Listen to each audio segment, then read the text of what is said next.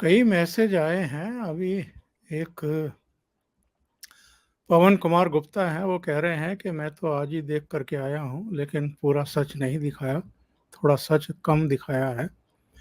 एक अशोक हैं, अशोक कह रहे हैं it's time someone produce the Godhra files. और दिनेश ने कहा है कि मोपला हत्याकांड पर भी, नरसंहार पर भी फिल्म बननी चाहिए। मुझे अगर सही ध्यान है तो द कश्मीर फाइल्स के बाद विवेक रंजन अग्निहोत्री ने कहा था कि मैं द दिल्ली फाइल्स बनाऊंगा अब। अ, आपकी जानकारी में कुछ है कि कुछ उस दिशा में वो बढ़ रहे हैं? और क्या कुछ और डायरेक्टर प्रोड्यूसर्स जो हैं इन दिनों ये साहस दिखा पा रहे हैं कि जिन घटनाओं को दबाया गया, जो ऐतिहासिक भी हैं, जिन्होंने समाज को और देश को बहुत बड़ा नुकसान भी किया है, ऐसी घटनाओं पर जो so called main stream cinema है, सिनेमा बनाने वाले हैं, वो तो हमेशा खामोश रहे हैं। पर अगर विवेक रंजन अग्निहोत्री जैसे, द केरला स्टोरी जैसे डायरेक्टर प्रोड्यूसर सामने आने लगे हैं तो ये एक सुखद संकेत है, प्रतीक जी। हाँ, बिल्कुल। द कश्मीर फाइल्स ने एक बदलाव की शुरुआत की है, ऐसा हम कह सकते हैं। तो डेली फाइल्स के बारे में अभी तक तो मेरे जितने जानकारी में है, उन्होंने अभी तक तो काम शुरू नहीं किया, क्योंकि अभी वे एक वैक्सीन पर जो फ़िल्म वो बना रहे हैं, उस पर अभी वो काम कर रहे हैं। उसके बाद शायद वे द डेली फाइल्स पर काम करेंगे। और बाकी मेनस्ट्रीम जितने बड़े-बड़े प्रोडक्शन हाउस है बॉलीवुड के, वो तो मैं तो उल्टा कहूँगा, वो हमारे कल्चर से, हमारे ऐतिहासिक सब्जेक्ट से जितना दूर रहे उतना ही अच्छा है। क्योंकि अभी हमने देखा सम्राट पृथ्वीराज फ़िल्म के साथ में उन्होंने क्या किया? पूरा जितना भी हिंदुओं का जेनोसाइड हुआ था, मोहम्मद घोरी के द्वारा जो मंदिरों को तोड़ा गया था, जो इतने अत्याचार हुए थे, उस सबको एक प्रकार से व्हाइट वॉश करने का काम किया उस फ़िल्म में। कहीं पर भी उन अन्याय अत्याचारों को दिखाया नहीं है। ऊपर से ये बताया कि जैसे हमने ही मोहम्मद घोरी को आक्रमण दिया था कि भाई आओ हम पर आक्रमण करने के लिए। ये नैरेटिव वो फ़िल्म सेट करती है।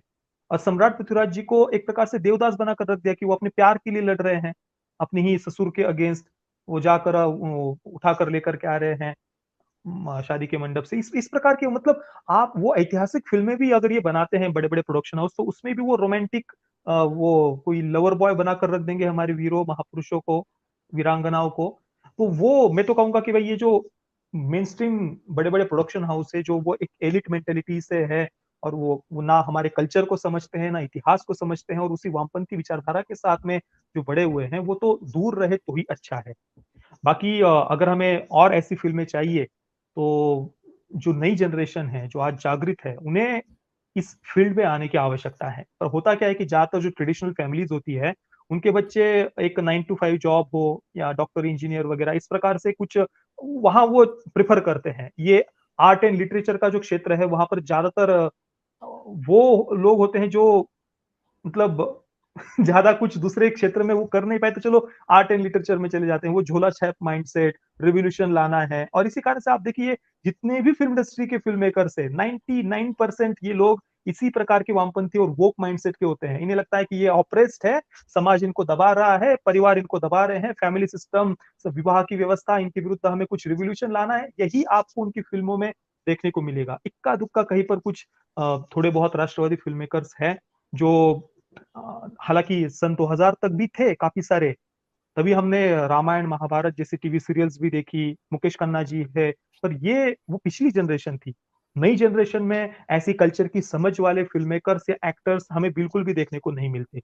आशा करते हैं कि अभी आने वाली जो अगली जनरेशन है, जो अभी ये सब बातें देखते हुए बड़ी हो रही है, वो फ़िल्म इंडस्ट्री को प्रेफ़र करे, इस इंडस्ट्री में आए, कहानियाँ लिखे, पुस्तकें या ब्लॉग्स लिखे, वीडियोज़ बनाए, रिव्यूज़ करे। इस इंडस्ट्री का कंट्रोल नई जनरेशन को अपने हाथ में लेने की आवश्यकता है। आपने कुछ जिक्र किया कि कुछ फिल्में बनी, कुछ ऐतिहासिक और सांस्कृतिक जो विषय थे उन पर, और गुड़ गोबर कर दिया गया। आदि पुरुष के बारे में भी आप यही टिप्पणी करेंगे? क्योंकि अभी आदि तक तो यही पुरुष में लगता है। आदि पुरुष में जिस तरीके से चरित्रीकरण किया गया, जिसमें सैफ अली खान और खुद प्रभास वगैरह, इन सब का बड़ा मजाक बना करके रख दिया था। अब सुनते हैं कि कोई नई तारीख आ रही है फ़िल्म की? नहीं, नहीं, नई तारीख नहीं आ रही। अभी कल ऐसा कुछ सोशल मीडिया में चर्चा चल रही थी, पर अभी थोड़ी देर पहले मैंने तरण आदर्श का एक पोस्ट देखी। उन्होंने ये लिखा है कि पोस्ट में लिखा है कि पोस्टपोन नहीं हो रही है और 16 जून को ही फ़िल्म रिलीज़ होने वाली है। तो ये पोस्टपोन तो नहीं हो रही है। दूसरा, बिल्कुल, आपने जो कहा कि आदिपुरुष के बारे में भी मैं यही कहूँगा कि उन्होंने खराब कर दिया पूरे एक इतने क्या नहीं वो कर सकते थे। ओमराव जी के पास में कितना बड़ा चांस था। तानाजी जैसी फ़िल्म को उन्होंने डायरेक्ट किया। लोकमान्य जैसी एक मराठी फ़िल्म को उन्होंने डायरेक्ट किया हुआ है। दोनों ही एक्सट्रीमली वेल मेड फ़िल्में हैं और उन दोनों फ़िल्मों के बाद में वो कैसे आदिपुरुष वो जो कुछ भी वीएफएक्स थे, विजुअल्स थे, वो सच में अपमानजनक थे, हास्यास्पद थे। और क्या मतलब उनके पास इतना बड़ा चांस था उमराव जी के पास में कि वो अपना एक इतना ऐसी जगह बना सकते थे इंडस्ट्री में, हमेशा के लिए उनका नाम हो जाता। दशकों तक उस फ़िल्म को याद किया जाता, पर उन्होंने उस अवसर को गँवा दिया है, मैं तो इतना ही कहूँगा। हालाँकि अभी ट्रेलर आएगा तब देखते हैं।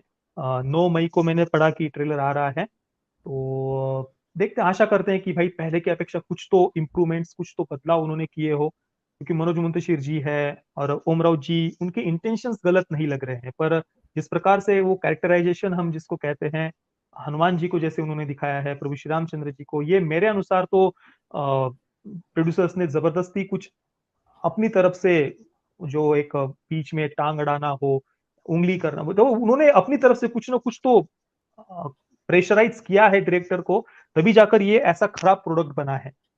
जैसे कि रावण के रोल में सैफ अली खान को लेना होगा या सीता मैया के रोल के कृति सेनन को लेना होगा, किसी नए एक्टर को आप नहीं ले सकते या इसको नहीं ले सकते या इसको ही लेना होगा। ऐसा कुछ ना कुछ तो प्रोड्यूसर्स की तरफ से या किसी न किसी की तरफ से दबाव होगा, कुछ होगा, इसी कारण से वो खुलकर या अच्छी तरीके से फ़िल्म पर काम नहीं कर पाए। क्या कारण है पता नहीं, पर अभी तक तो जो कुछ भी टीज़र, पोस्टर्स वगैरह आए हैं, वो कुछ ऐसा अंदर से वो भाव जगाने वाले नहीं हैं।